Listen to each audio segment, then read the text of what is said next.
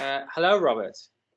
Oh, hello, Sam. I think it's so great you're doing this. Oh, thank you so much. It's very kind. I hope you're well. You seem sitting comfortably in your recliner there. Yes, doing very well. Good. That's good to hear. I was actually born for lockdown. I think I'm a social isolator by nature. Yes, yes, I see. Right. One thing I've forgotten to do is just put my background up. So just to have a bit of razzmatazz. Right. So let's get to it, shall we?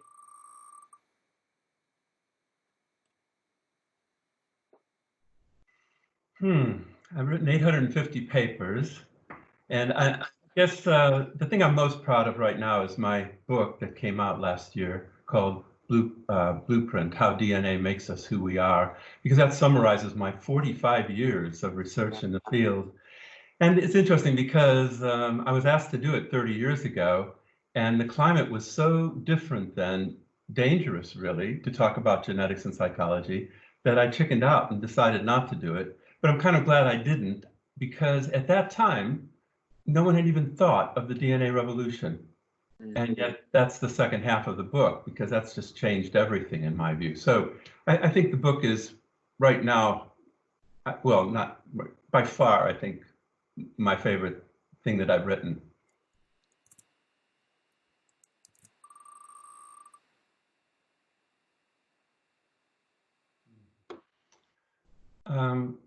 Well, you know, when you get to my age and you look back on things, they're sort of big things. And I think what I find most rewarding is that since the 70s, the change in psychology from being completely environmentalistic to having a more balanced view of nature and nurture, and my contribution to that, because I was sort of in the right place at the right time, and I was there when the DNA revolution started, you know, which is 1990s now.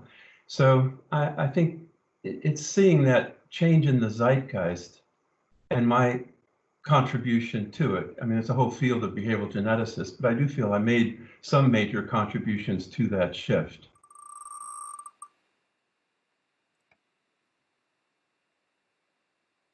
Well, it might sound a little odd, but I don't really do heroes. And it's not just pretentious. I really believe that science is about ideas and not about people. And so there's a lot of people I respect, and you know, I think they've contributed a lot to the body of science. So it's one of my little peculiarities in my writing. You'll notice I never use anybody's name. I only believe that people belong in brackets at the end of the sentence. So instead of saying Peter McGuffin showed that, you know, which is like name dropping in a way, isn't it? Adding credibility to what you've done by the person you're able to cite. Instead, I would say, you know, linkage to chromosome 6 was the first linkage in schizophrenia. And then I'd put brackets, McGuffin et al., 1978, I think, or whatever, 87 it was, yeah. Okay, wonderful. That's a really good way of viewing things. I think it's important, and it's also important. I find it's a good way to position yourself when you do criticize, because it is an adversarial exercise, and you want to attack the ball and not the player, right? So it's always nice to put the idea there up front, and that's what you're discussing. So it's a wonderful way to.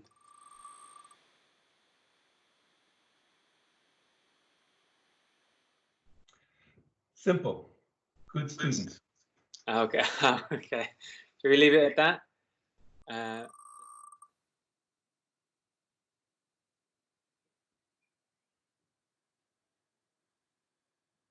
Well, for me, it's not much of an adjustment. I mean, for me, this is heaven, really. I'm in my house in Norfolk, and so I get to go out in the country, walk my dog. The only thing I can't do is sail. They locked down the seafront, which is to my chagrin. But I've actually have more social interaction now that Zoom is around. So actually, I'm as happy as could be, and I'm very productive. And I think, as several of the people have said, I think having a schedule is important. But I am an incredibly scheduled person anyway, and this allows me to be completely scheduled because I don't have to go anywhere to go to meetings or whatever. So I'm totally loving it.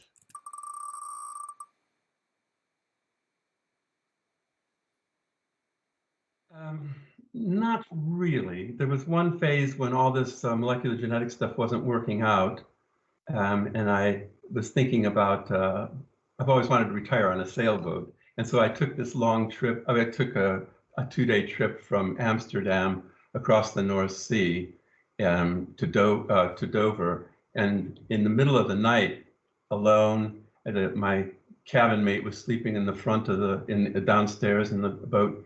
I hit one of these containers, you know, that frequently apparently fall off of these cargo ships. Oh, wow. And they managed to float just below the surface so you don't see them. And it was a moonlit night, very calm, about 3 in the morning, and then boom, it was like a bomb. And I really thought we were going to sink. Turns out, you know, we didn't even get leakage. It damaged the boat, but it didn't leak. And so that, combined with other things, made me think that I wasn't going to really retire on a sailboat. And so I came back and just got back into the work. But really, it's what I love to do. And, you know, a blessing for people should be if they could find something they love to do.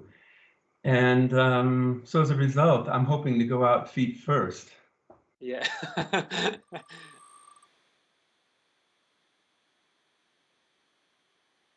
Well, I said before, what makes a good supervisor is good students. And what makes good students, I think, is genetics. And I really believe, and this isn't being facetious at all, I think your success as a supervisor, success as a supervisor really is about 80% of the variance is due to the students you select. And I think as a supervisor, you just support them, you give them the resources they need, and mostly you stay out of their way and hope that they don't pay too much attention to you. I mean, you know, that they get into it, they get new ideas. That's what I find so stimulating about students, and especially the SGDP. I mean, we get such fantastic students. A lot of what they learn, I always say, they learn from each other. They don't really need supervisors. So mostly I think it's just kind of to help give them the resources they need and encourage them and stay out of their way. The other thing I do think about good students is that I feel very much my role as a supervisor doesn't end when they get their PhD. It sort of begins when they get their PhD, and helping them throughout their career. That's something I feel very strongly about. And I think one of the things I'm proudest about is how many of my students are now in academic positions. Mm-hmm. Yeah, it's a wonderful approach, I have to say, and it's one of the things that I think, you know, doing a PhD, it's the lower rung of the academic ladder. Although it's the pinnacle of your education life, it's really scary to transition from a career in academia from your schooling from secondary school on up to gain your PhD. And it's really nice to have somebody transition you from doing your PhD. So it's really quite a rare thing that you were saying here, I have to say. And I bore students, though, even students just coming to be interviewed or whatever, to say, if you're here to get a PhD, it's the wrong reason. Often I get one of two reasons. One is, I think, they don't really say this, but if they've been good as a student, they don't know what they really want to do when they grow up, so they continue to be a student. The other reason I get is some students have pretty, superficial reasons, like they're doing it to impress their parents or something. Right. So what I tell them is, you're not here to get a PhD. You're here to be a scientist. And the PhD is like a driver's license or something. You know, it's not the goal of what you're doing. The goal of what you're doing is science. And if you do good science, I hope you'll go on and continue to do good science. But the PhD, I tell students, it's a bureaucratic exercise.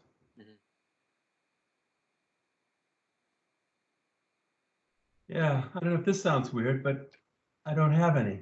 I don't actually read that much. The only stuff I read really thoroughly is when I review stuff, and I review a lot of stuff. And I only review stuff I want to read because I know that's the only time I will actually really think hard about a paper and all its detail. I mean, otherwise, I think, you know, I skim a lot of stuff, but there really aren't papers I just go back to and reread. You know, if it was good enough, I remember it, and there's not much I would get out of going back, and I just don't have the time to do that anyway.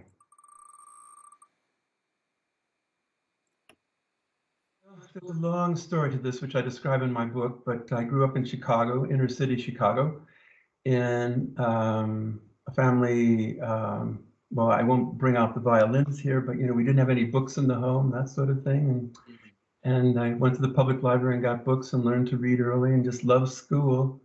And I went on from there. As many people do in America, you move around. So I went to university in Chicago, but then I went to graduate school in Texas, and then I moved to Boulder, Colorado, and then Pennsylvania. And then in 1994, Mike Rutter worked things out for me to come as the MRC's first research professorship, to help him start the SGDP Centre back in 1994. I got to just mention that this contract from the MRC, I'm the only still surviving. There were 20-some research professors. I'm the only one still a research professor. It ends this year, but still, the contract said you cannot teach and you cannot do administration. All you can do is research. So I said, well, okay.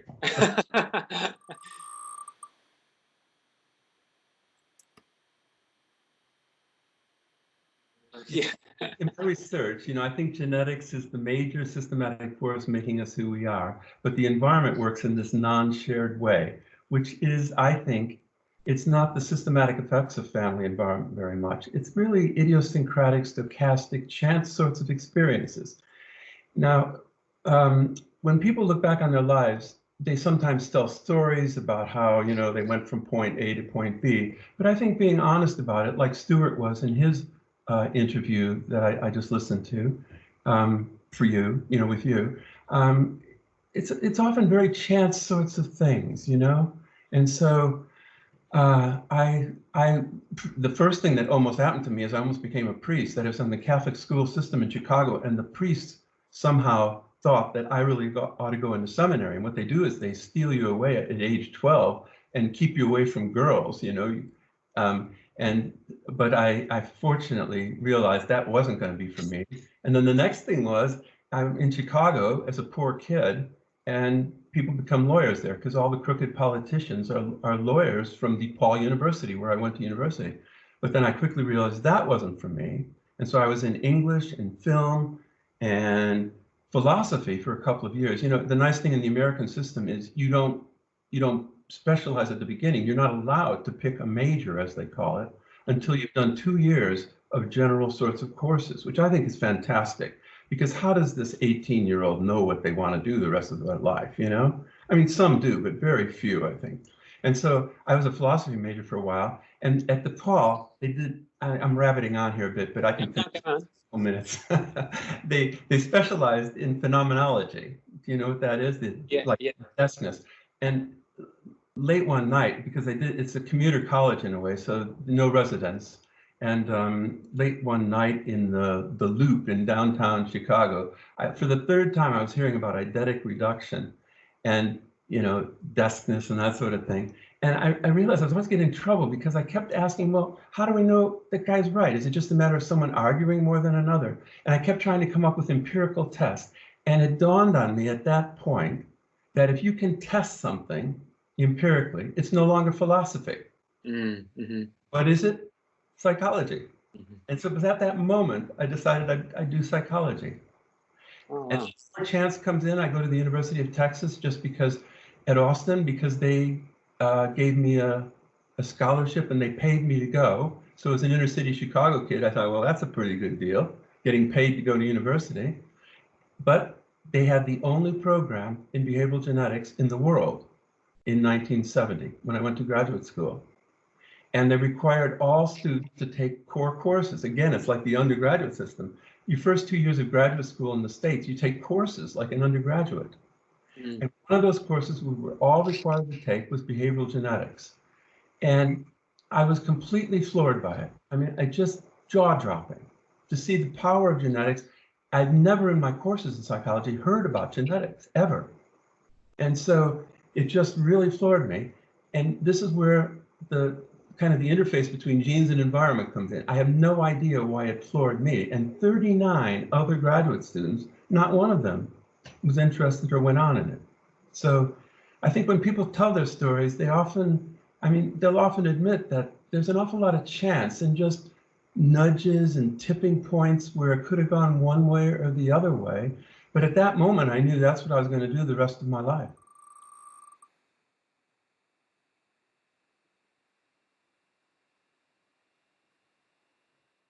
Well, I guess I'd have to say that in the absence of anything better to do, I do tend to work. But one thing I do a lot is read. I try to read my summer entertainment, for example, is reading as much of the Booker list as I can, including all of the short list. And Audible has just changed my life on that score because it allows me to, what do they call it now, recover time, in the sense where there was time where I was driving or waiting in lines or on public transport. And now I just love it because it gives me a chance to get immersed in Audible. But I've really graduated from novels now to podcasts. I mean, it's just amazing, the world of information out there. So, I mean, podcasts are also changing my life. So, but the other thing I do up here in Norfolk is sail a lot. And the only unfortunate bit of the lockdown for me is they locked down the seafront. So you're not allowed to boat to go sailing or anything, which I find preposterous because I sail by myself. So I don't see what harm I'm going to do unless we have a big seal colony out here. So the only thing I might do is infect the. Yeah. Well, it would be awful if they find that there's a spike at everywhere you've docked. But if you, I suppose, stay close to.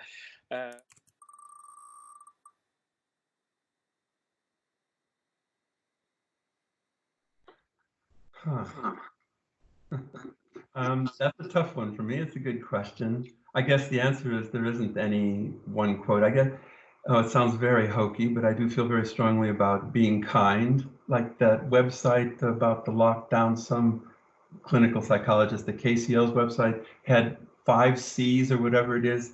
And one of them is compassion, which is kind of like kindness. And I think it is contagious, and what goes around comes around. So it's not completely altruistic, I think. So I think you've got a lovely mellifluous voice, but I understand that you had voice coaching to do the audio for your recent book. So what was that like? Well, that was amazing. Because I like Audible, and I'm very impressed with authors who read their own books. So I told Penguin, I'd be happy to do my own book. And, I thought, well, what's the problem? I wrote the book. I know how to read. My voice is okay. I did 40 hours of coaching with a BBC sound coach. My son, I'll get a plug in for him, is an undercover film documentary maker for Panorama. And so he put me in touch with one of their voice coaches. And it's like everything else. You think you know about something, and you get into it, and you realize there's a world there you don't know about. We went through the book twice. You got to mark it for breaths. And it took a week of recording to record the book. It was an amazing experience. I guess I had 2 questions, but the first one is, do you have any advice for people when they write, because it's quite a daunting experience? And how do you ensure that you're clear, unambiguous, and concise? Yeah, well, those are really good questions, and there is craft to it. You do get better. You do learn to write better, I think.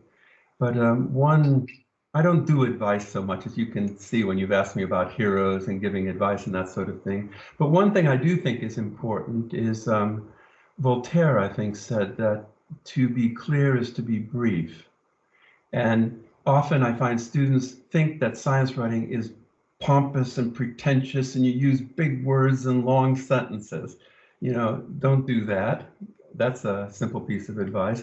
Break up your sentences, have some short sentences, some long sentences, but mostly to just really be clear, cut out the bullshit, cut out any word that isn't needed, and be tough on yourself, but I think the good way to do that is to have people who are tough on you when they read it and they say, what is this? Writing, and I say that there's no word deserves to exist. So you have to really justify every single word that you use, and that's the sort of distinction between that kind of rather flowery looseness that people can have with novel writing, but in science, you have to just clearly and concisely deliver the message. Yeah, I really agree. And verbosity is probably one of the sins of psychologists, especially. Yes, yeah. And long papers, and people should remember that the most important paper written in science is by Crick and Watson, and that was a page and a half long. Yeah, yes, it's a wonderful example. Yeah, because you're from the States, right? So you're brought up in Chicago, but I don't know whether you have any links to the United Kingdom, whether your ancestors were from the UK. Well, I've done, of course, being a geneticist. Yeah, of course, yeah. Yeah, 23andMe, and it's not very interesting. All my relatives are Eastern European, primarily in Poland and at the border with Germany in that general area. So, but it's funny, as a geneticist, I'm not that interested in my ancestry, really. Yeah, right.